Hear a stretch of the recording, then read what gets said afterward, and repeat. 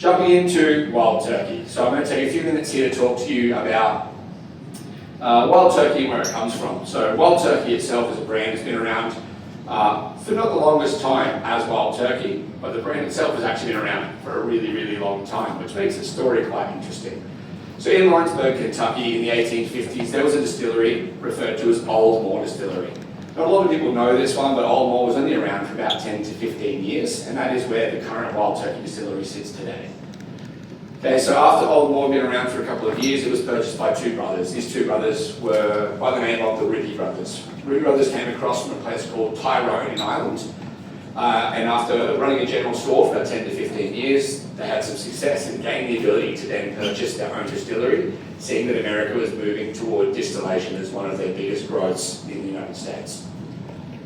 The Ripys ran and operated that distillery for quite some time, until the early 1900s, when it was purchased by a group called the Austin Nichols Company. So at this point in time, Austin Nichols Company were a grocer. They were a large wholesale grocer. So think Costco, they sold literally everything that you could think of, but they were the largest scale wholesale grocer in the world.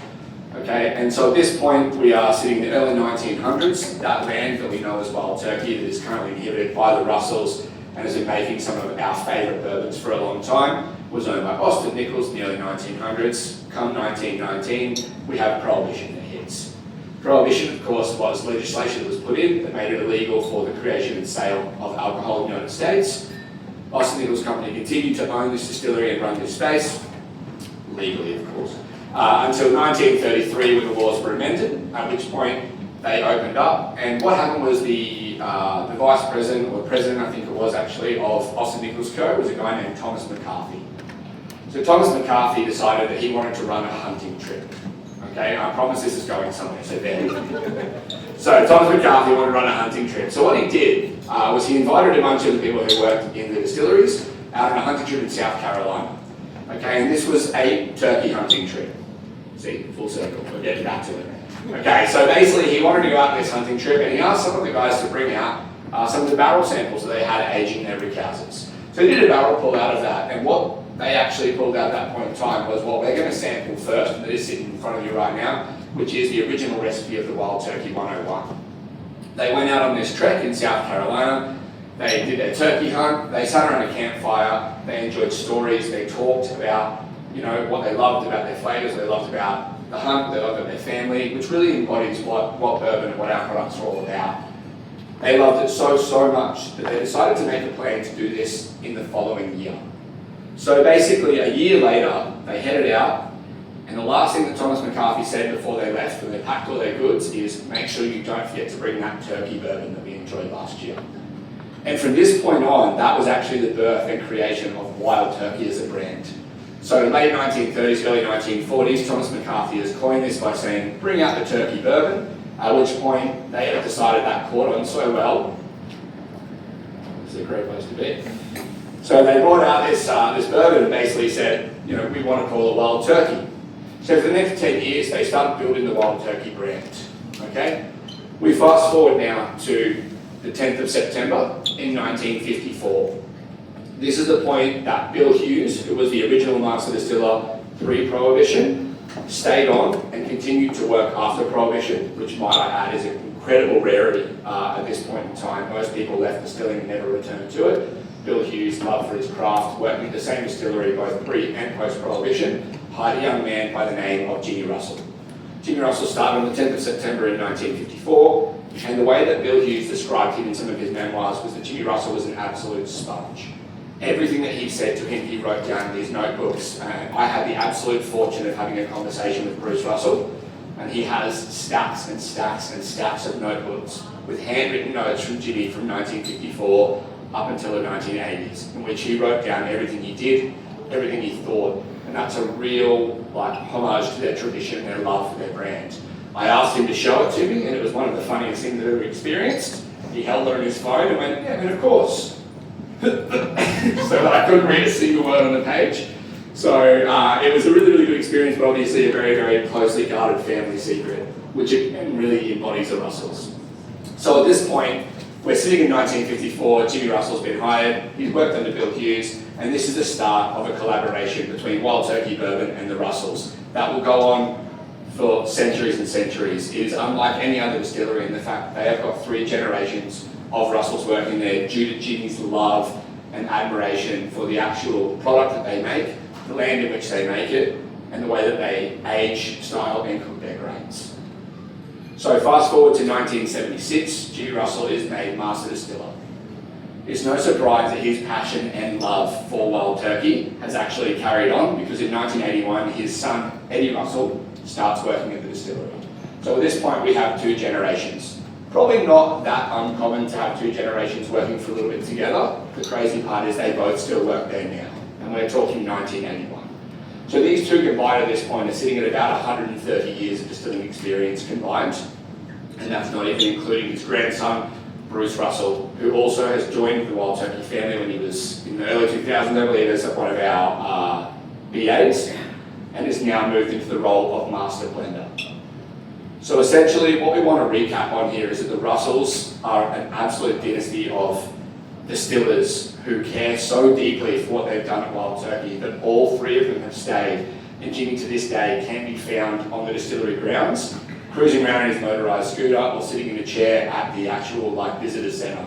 He goes there almost every day in his 90s because he absolutely adores it. Eddie is also there in the afternoons because the mornings are reserved for golf. That's very, very important to him. So if you ever want to strike up a conversation, the man just mentioned golf or bourbon, and you've got him for at least half an hour.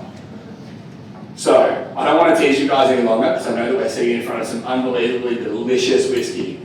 So what we've got in front of us here is the Wild Turkey 101. For those of us who haven't done a lot of tasting or haven't experienced a whiskey tasting before, 101 is our proof. Proof is an easy thing to figure out. It's just 2 times the actual ABV of the actual spirit. So if it's 101, it's 50.5%. As we know in Australia, very commonly we're experiencing whiskies that are about 40%. So my first piece of advice to you is when you're nosing your whiskey, keep your mouth open. Okay, it will really, really help to oxygenate your olfactory setting. Make sure you don't burn your nose. So if you've ever smelled some whiskey before and gone, shit, that burned, that hurt my nose, it just means that we haven't had our mouth open. So what you'll notice is that you'll get a lot of those aromats and flavours, none of the ethanol, none of the burn from a high proof whiskey. So I'm going to run through a little bit of what I smell, a bit of what I taste, but you do have cards in front of you to walk you through the aroma and the flavour profile too. I personally like to go through what I experience when I smell and taste it, and I encourage you guys to do the same. So if you guys have a super weird or wonderful flavour that you're experiencing, feel free to shout it out. I love to be interactive. I love for you guys to get involved in the tasting. So now I'm going to shut my mouth for a second, smell this, taste this, and then we're going to have a little talk about Wild Turkey 101.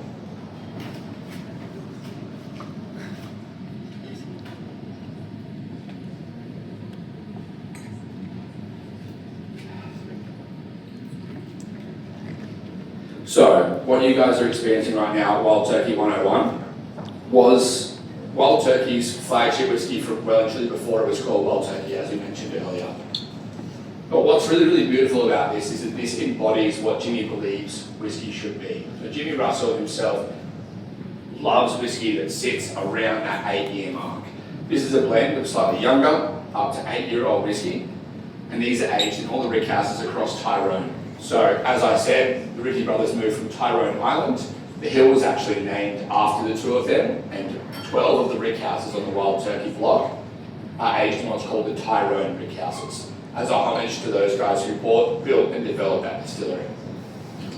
For me, Wild Turkey 101, I get heaps of caramel, heaps of butterscotch, a lot of singed orange peel as well on the nose. I get a lot of spice when I actually taste the spirit itself. But I would love to hear if you guys are experiencing anything different, weird, or wonderful. I'm sure we've got a few connoisseurs who have tried a couple in their day. Does anyone venture to have a go at what they're getting from the Wild Turkey 101? Be reminded, there's absolutely no wrong answers in this situation, guys. You taste what you taste, it's completely individual. Burnt orange peel is like spot on. Yeah, you got the burnt orange? Totally get that, yeah. Yeah. I get peaches and cream. Peaches and cream. Proper southern. You say with a southern draw, it sounds better. I get coconut ice. Coconut ice? Like the slice, coconut ice. Oh, okay, yeah, like a little tropical coconut number. Yeah. Yeah, delightful. What else? We got something else? nutmeg and cinnamon, either on the nose or when you taste it. Yeah. Yeah. I get that same thing. This is one of the biggest things about the way that Ginny sort of builds his whiskies. He wants them to be bold, upfront, explosive, big flavours. But he characterises them in a way that makes it so unique and personal to each person. But he calls it a Kentucky hug. Okay, so that's for Ginny, when you drink it, he goes, what I'm just giving you there is a Kentucky hug. So it's this big like warmth in your chest that hits you because he wants it to be heavy, he wants it to be present, but he wants it to be balanced and delicious at the same time. And I think that Ginny Russell is probably the embodiment of both big, bold flavours and balance at the same time. So at this point in time, I don't want to hold you guys off any longer because I know that we're going to be trying some other really, really unique whiskey, and that's going to be coming out to us in a little bit. So at this point in time, you can either finish, return it, or if it was me personally, I would probably keep the two side by side to try them. Because what we're about to experience is Ginny Russell's 70th anniversary. Before it comes out, I'm going to give you a bit of a rundown of what it is. If you guys don't know this, but it's something you want to follow, there's a website called Rare Bird 101, and it's run by a guy called Dave Jennings.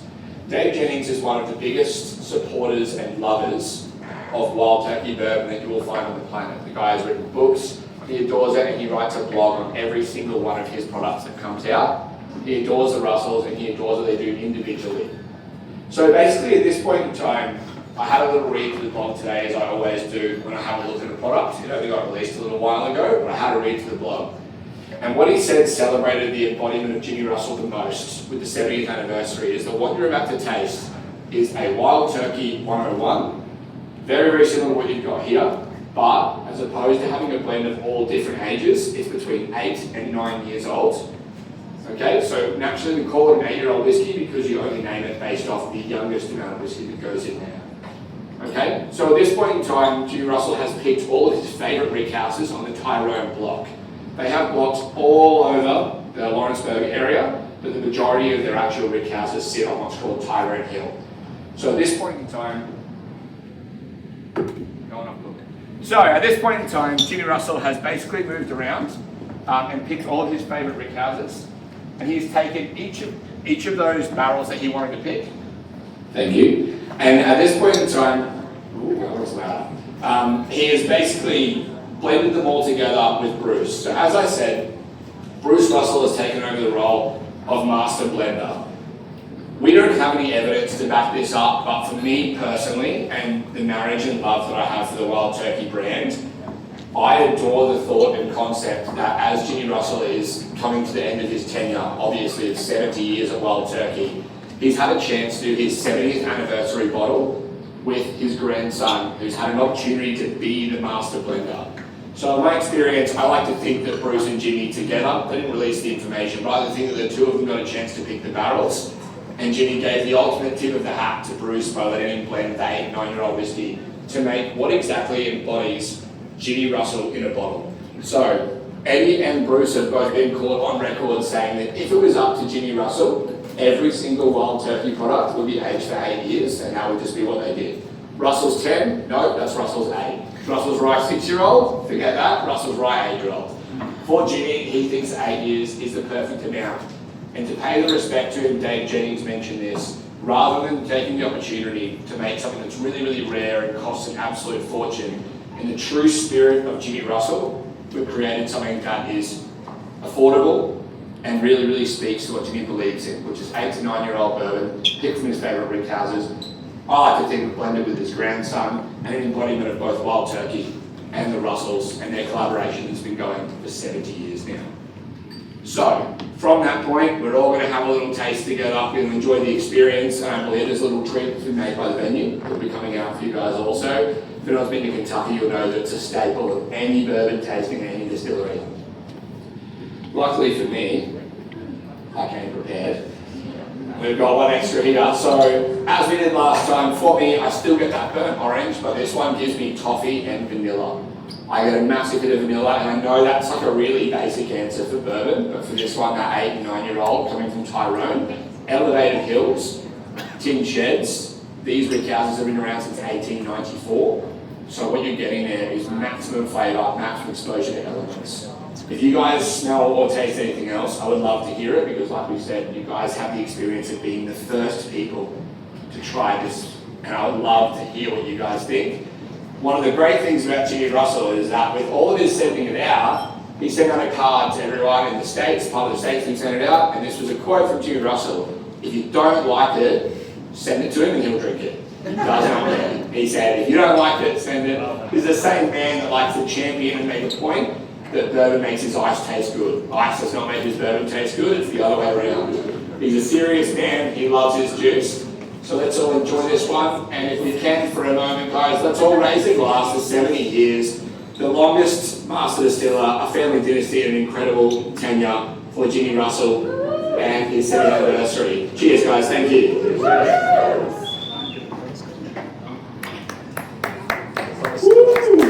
Yeah. Yeah, all right, just you got to shoot for. You guys are my favourite table. So I'm more than happy to open this up as a little bit of a Q&A for everyone. Alternatively, I will be moving throughout the space after this is done, so if you guys have questions or you want to go a little bit further into the brand's products, history, production, I'm going to be here for a couple more minutes to talk to you guys about this. Alternatively though, I want you guys to enjoy the little treat that you've got coming out there. What is it? So what you've got there, I assume that it's okay, so it's basically like a little, cherry truffle. So in Kentucky, basically, when you get a bourbon tasting, you get chocolate that goes with it. Generally, it's toffee, butterscotch, citrus, something like that. And basically, what it does is it elevates what you're experiencing right now. So basically, the chocolate. It's huge. It's delicious. Yeah, and that's exactly right. So the flavour is supposed to be so big and so impactful that it works really, really nicely with bourbons, especially ones that are super punchy, which is exactly how Jimmy Russell likes to serve his bourbon. So we thought, no better way than to do this as a traditional Kentucky style tasting and finish it off with something with chocolate, the filling to pair with the actual whiskey itself. So if anyone's got a burning question they want to shout out, by all means, someone's got a tasting note? Yes? Why is bourbon synonymous with Kentucky? So technically speaking, bourbon's not synonymous with Kentucky. It is the place in which that most of the bourbon is made, and that's mostly due to its topography. So if you look at Kentucky itself as a state, they've got what's called a massive aquilum underneath it, and they have a massive limestone bay reserve. One thing they will tell you about making any form of whiskey, bourbon as well, is that it takes a load of water, a lot of water to make.